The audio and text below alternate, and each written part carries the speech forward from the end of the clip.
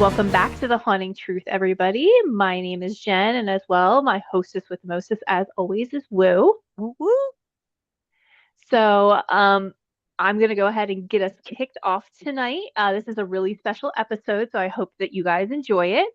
Listener discretion is advised. This episode explores mythological belief systems, spiritual philosophies, archetypal darkness, cultural interpretations of good and evil. Some themes may feel intense and existential, so listener discretion is advised. I will also And add in we've got some crime and some yeah, violence at the end too. So just throwing that in there as well. yeah, there might be some added elements that you might not be Hmm. comfortable with. But this episode, as always, if you look to where Woo is May the Fourth be with you. So this is going to be Star Wars themed. We thought that we would be on brand with this one. So we are going to be discussing, first part is going to be ancient myths, lost legends, and the power behind the story of Star Wars.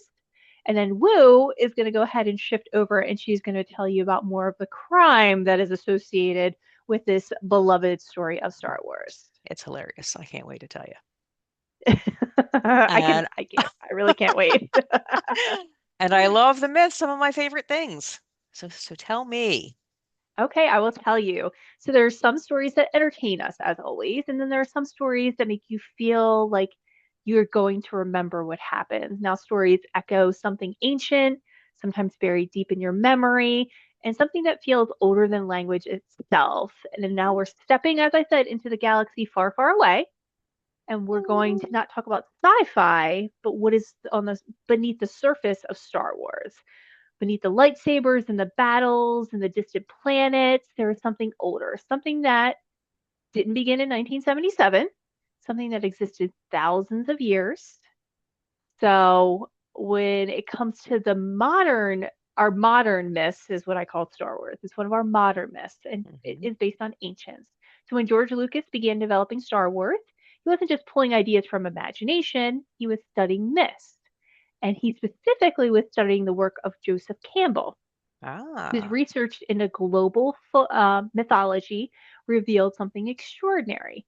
Across countries, across centuries, across completely different cultures, human beings tell the same story again and again.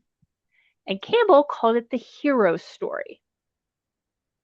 And some of you have probably gone into psychology and everything else and heard about the hero story or in, English lit.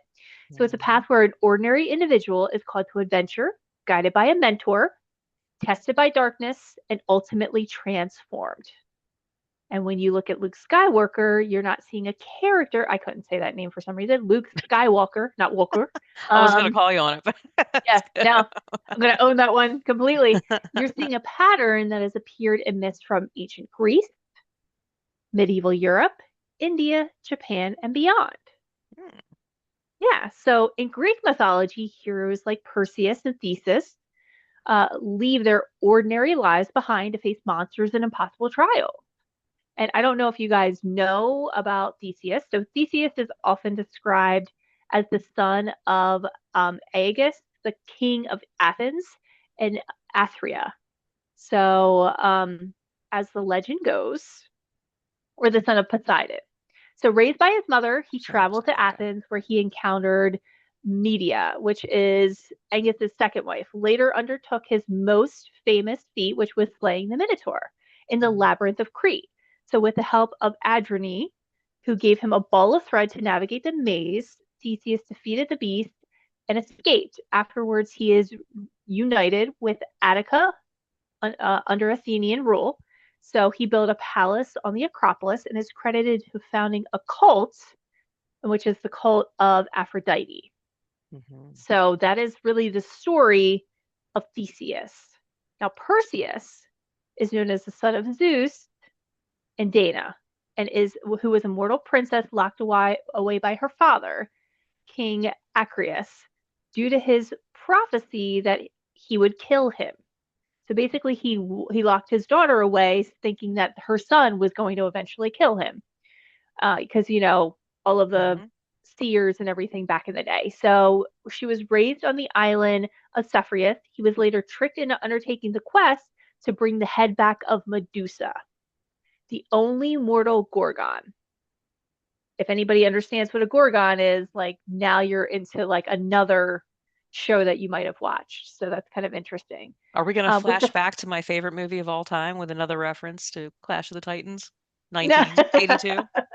If anybody wants 1982? this story, I think it was 1982, 83, It Oh yes, it was 82. I think it was Clash of the Titans. with Harry Hamlin.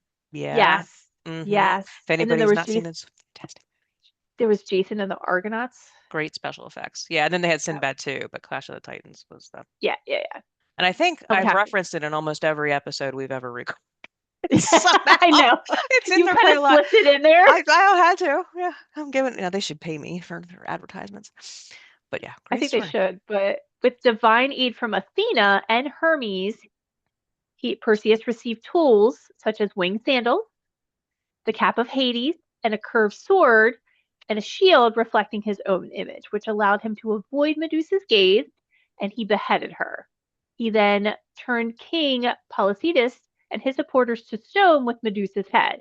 And on his way home, he rescued Andromeda from a sea monster sent by Poseidon. He later married Andromeda and later gave Medusa's head to Athena, who placed it on her shield. He returned to Argos, where he accidentally killed Acrius, fulfilling the prophecy. Mm. So, That's a good one. And in your first story that you were talking about Theseus, yes. there is a whole section on Medea. I'm gonna probably end up tying an episode or something back to her story because she's got great myths on her own. Oh, Everybody yeah. was nuts about. Absolutely. I mean, every single one of these people that Yeah. I mispronounced in some way, shape, or form, definitely, because I'm not Greek in any way. Yep. Um, they definitely have like I would go into it. I love Greek mythology. There's so many Mm-hmm. twists and turns, and it is so incestuous. It's ridiculous, Yes. but it definitely has some really cool things. Everybody's heard of the legend of Hercules, but there's so many different things in legends that are really, really amazing. So but Greek isn't the only place that has some amazing legends that led to some of the Star Wars. So in Celtic legends, warriors journey into the unknown and they're guided by fate and prophecy, which is pretty traditional. Mm-hmm. Now, in Hindu epics, figures like Arjuna in the Abharata, I had somebody help me pronounce this. Abharata struggle with duty, morality, and the balance between action and consequences. Um, Now, Arjuna in the Abharata um, was basically, he was the third of five Panja brothers and the most celebrated warriors in the Abharata, born to Kunti and Pandu with the divine energy of Indra. He was trained under Drona and became the world's greatest archer. Now, from his youth, Arjuna excelled at archery. He won a bunch of contests, and with his brothers as well. Now, during his Pandav's exile, he married three princesses. Why is it there's a bunch of guys marrying princesses? Like, this is kind of the theme. It's pretty on brand at this point. Yeah. There. Yeah. And then he defeated, so he was eventually cursed from Urvashi and allowed him to disguise himself as a eunuch, and he defeated the entire Kuru army. So essentially, he has been this great guy. He had all of these accomplishments. He became exiled. He ended up marrying three princesses, fathering about four children. And then he is cursed, but it allows him to be disguised, and he eventually, saves the kingdom is the moral of the story for that one. And he has, of course, epic journeys, marital excellence, spiritual enlightenment that helps him change his life around. So those are some of the key pivotal roles that usually happen in one of these epics. Now, in the Japanese culture, the samurai tradition is the one where we get the warrior's code, which has a strict code of honor, discipline, and spiritual awareness, kind of like the Jedi. So all of these threads are really kind of tying together at this point in time. Mm-hmm. So, but perhaps the most powerful connection of all is probably the Force. Mm-hmm. And I Not the don't know if force. you have ever been a 5-year-old who like really concentrates and tries to pull like any object into your hand, because I think we've all done that in our life. I still do it probably every day. It's gonna show You're up like one just day. Come on, coffee. Here. yeah. I just love it when I see little kids like they watch Oh Star yeah. Wars and then every single time afterwards you just see them trying like their Uh-huh. hardest They to like are. get something to fly across the room. I think Hmm. that's like one of my favorite things, is It's watching fun that to happen. watch. It is. Because like sometimes like they start closing their eyes. I'm not gonna lie, I definitely threw like something my son was like focused on to be like, oh, you got the force. Horrible, but That's fun. This is why we have children. I definitely think so. So if you're hearing this, buddy, I'm super sorry. I apologize now.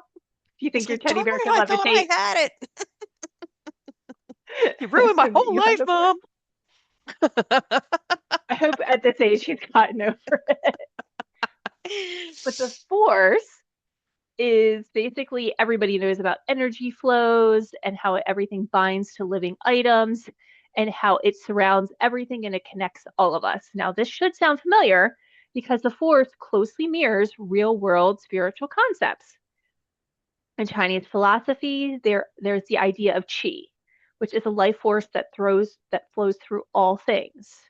In Hindu traditions, there is prana, which is a Sanskrit term, and it translates into life force, vital energy, or breath of life that sustains existence. So, and then in Japanese belief systems, there is Kai, which is an energy that cultivates and is directed. And then is Taoism, there is the balance of yin and yang, which is the balance between the light and the dark. So that is creation, destruction, harmony, and imbalance. And basically, the ideas of balance, which is at the very core of Star Wars, because obviously the dark side had all the power, and the light side was the one that didn't have as much power. So it was the one that was trying to overtake it, and they were the rebel forces. In the majority of the movies, we're going with like, Mhm. not the prequels or anything else. Yeah. So now so if the force isn't made up and it's inspired deeply, so what makes it feel real? Because it's built from ideas of humanity and it's been believed for centuries. And then there's the next step in our process. We got the spirituality of the force, we have the big epic building of the mist, and you have like the beginning, the build up, the adventures, and everything else. But then there's the fall, because every myth has a warning Mhm. and it's darkness. So it's a cautionary tale, as we all know. So in Star Wars, the story is embodied in Anakin Skywalker, who becomes Darth Vader. So, as we all know, probably, hopefully, but it isn't just a villain origin story, it's something much older. So it mirrors the story of Lucifer in Christian tradition, a being who falls from grace. It echoes the Greek myth of Icarus, who flies too close to the sun. And it also reflects countless legends where power, fear, or desire leads to destruction. So Anakin's fall, if you watch the prequels, isn't sudden. It happens gradually over time, and it is very evident to everybody who's watching it. But when you're the person who's living that existence, it's not evident to you. You don't see yourself going down the wrong path or anything else along those lines. If we had a crystal ball like that, I mean, that would be amazing. But we can only kind of glean information from the outside looking in. So, you know, it's one of those things where it's driven by fear, it's driven by loss, but the belief of the power of is to prevent suffering. And it's one of the oldest human fears, the fear of losing what we love Mhm. more than anything else.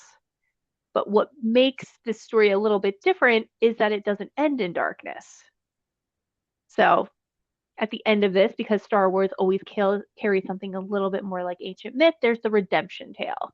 So you Mhm. had, even after everything, even after he becomes Darth Vader, Anakin Skywalker returns. And that idea is that no one is beyond saving. So that, as we know at the very, very end, he ends up choosing his children over the dark side. So it's always that existence or that idea that you can always overcome no matter how many bad things that you have done. And this exists across all cultures. So spiritual rebirth is an Eastern philosophy. And the redemption arrives in every single Western religion tale that you can possibly think of. Mhm. So no matter how far you fall, there's always a path back at the end of the day, which makes me get the warm and fuzzies. Like I always like to think about that. Like, Yeah. I screwed up really bad, but I can always make it better kind of There's thing. always, yeah. There's always a way. But in the mythology of Star Wars, it doesn't stop with its characters. There's also certain artifacts or its forgotten places. There's the Jedi Temple. There is the site holocrons, ancient technology passed down through generations. There's the element of mirroring real life mythology and sacred objects and lost wisdom. And it happens a lot in Star Wars where they're like, oh, well, there's this item or ancient relic, or they even talk about the droids being so old. So it's all of these things that keep perpetuating them on their journey. And that's just like us. We find ancient texts, we find relics that kind of keep propelling us to seek knowledge and kind of look towards the good in life at the end of the day. So I know it's not exactly the same, but I think history does still teach us that there's always a surprise out there. Like we found a king underneath a parking lot for Christ's sakes. Like, and that was just a few years ago. Like you never Mhm. know what's going to surprise you and where things are going to end up. And then you get to think back to how did this happen? What are the stories behind it? Was there a redemption? Because everybody wants a hero. So what is the redemption tale at the end of the day? And did the right king end up on the throne? So it always makes you think and look back. So every relic has an energy, it has a memory, it has a presence, and it has a story that has been passed down. And this is one of the big things with Star Wars. There's always a thread, there's always a memory, and there's always an energy that keeps this tale going. And it gets passed down from generations to generations. And for me, I know it is definitely passed down quite a few generations already in my family, even though it's from the 70s. So, What's that? hmm? What do you mean? Oh, this is your. Star Wars. Oh, okay. Yeah. I was gonna say, what is the relic that you're you're Yeah, holding no, on? You're talking about this one. no.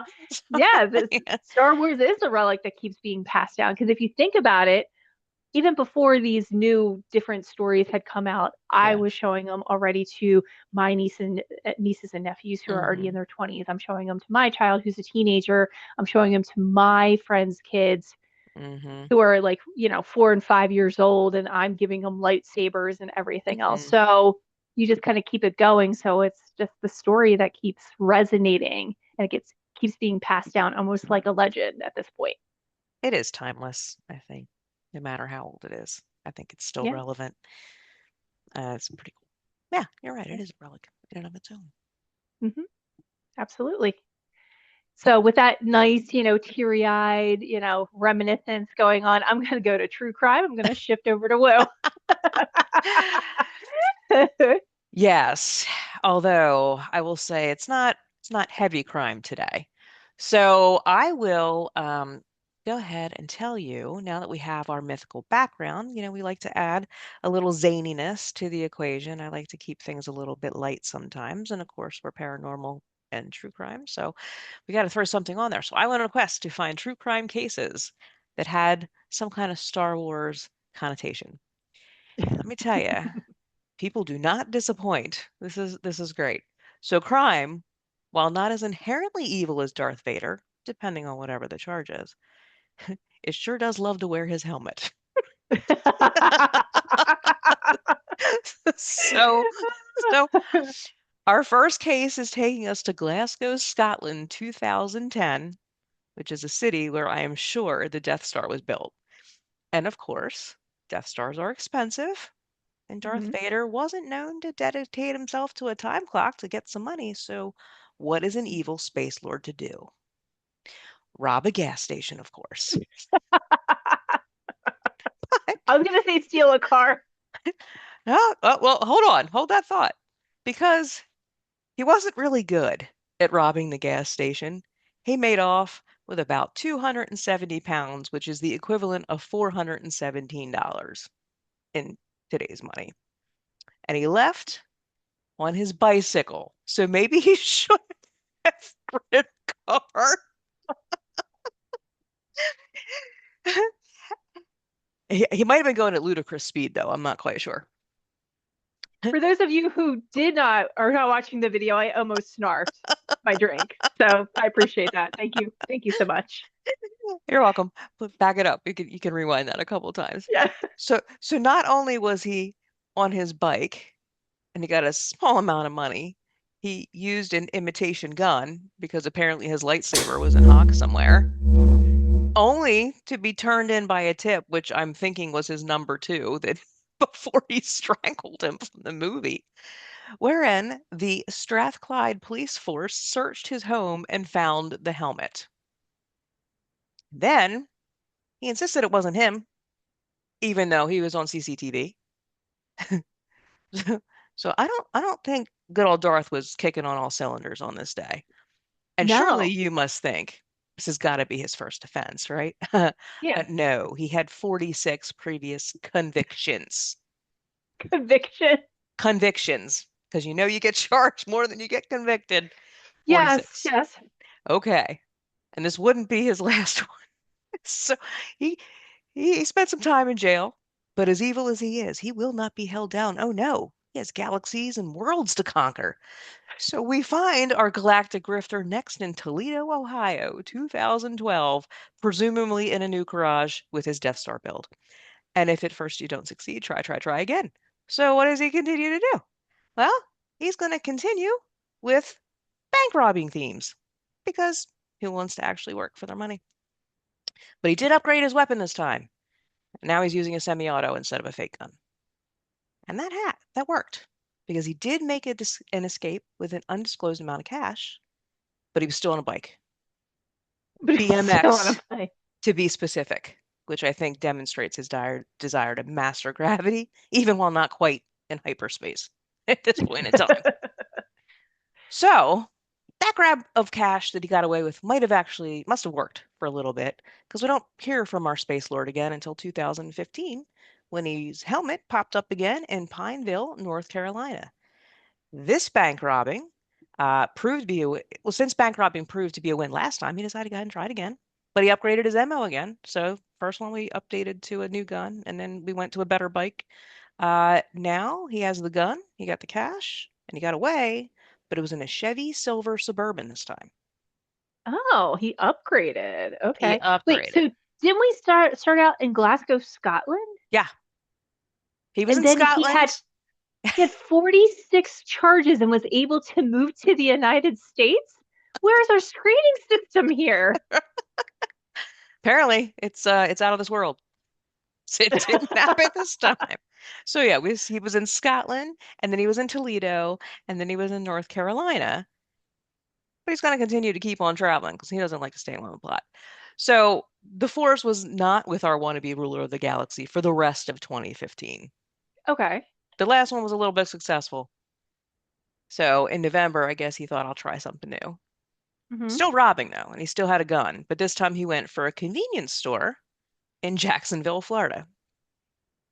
Now, apparently Darth had not been educated on what a Florida man is because Florida man held up his reputation and he repelled the imperial outlaw with, wait for it, a Okay. jar of blue cheese salad dressing to the face.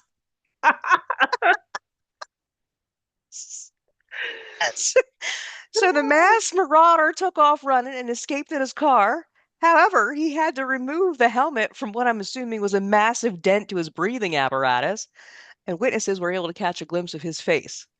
So he was ultimately arrested, and he was still bleeding from the cuts in his face in his pictures.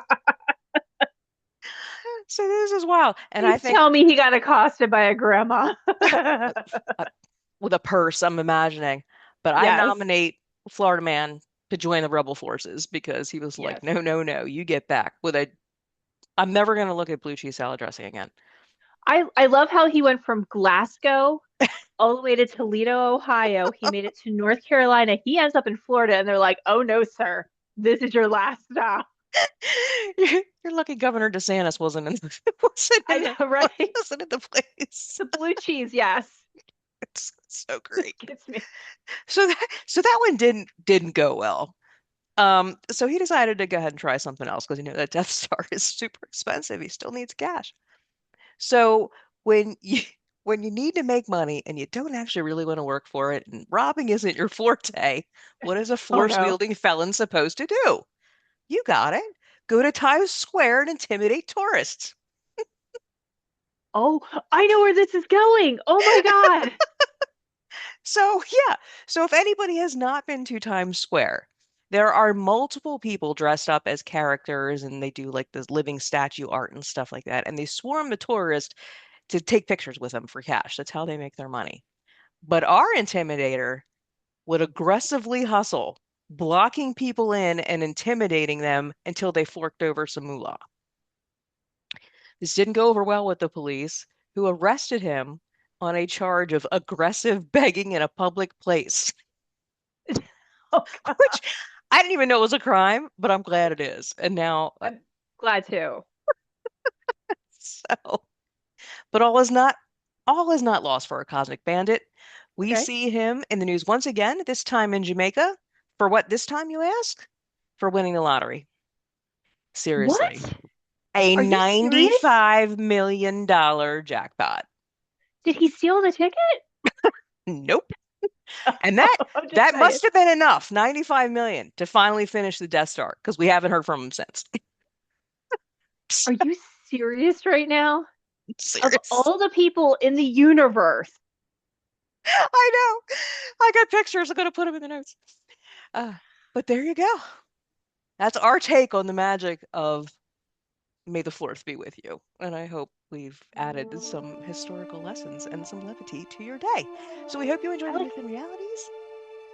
And I just want to warn to watch that blue cheese dressing. It's dangerous.